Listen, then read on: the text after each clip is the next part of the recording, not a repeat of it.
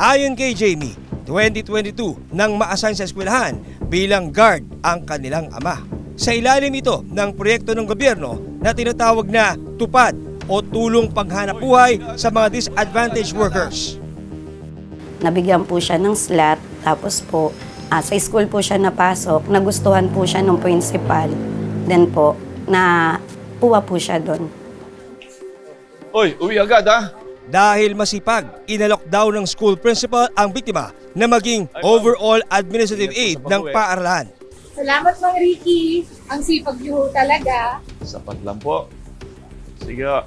Kumbaga, utility po, security guard, tapos nag-a-assist din po dun sa mga bata po lalabas at papasok ng school. Masaya po siya. Actually, may na-send po ng mga pictures sa akin yung isang teacher.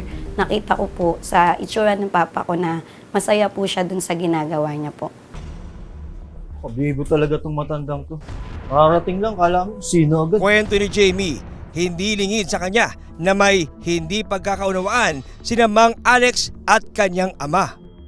Kasi one time po nagkwento si papa ko noon na parang nagkasagutan po sila.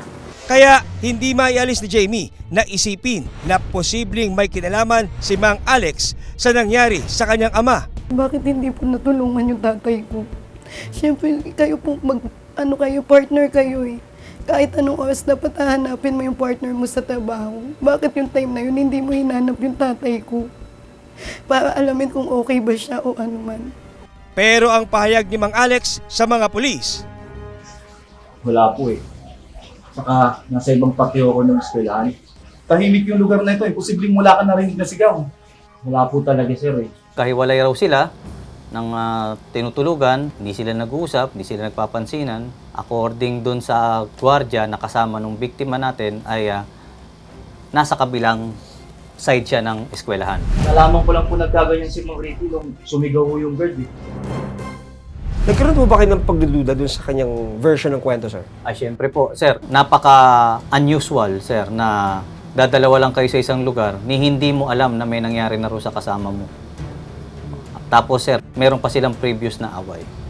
pero sa gitna ng investigasyon, isang saksi ang lumapit sa mga pulis. May nakita po ako dito kanina. Ha? Kaninang umaga po, may isang lalaki po akong sinita. Nakita ko po pumasok po dito. Sino? Kilala mo? Sino ang lalaking ito at may kinalaman kaya siya sa pagpaslang sa biktima?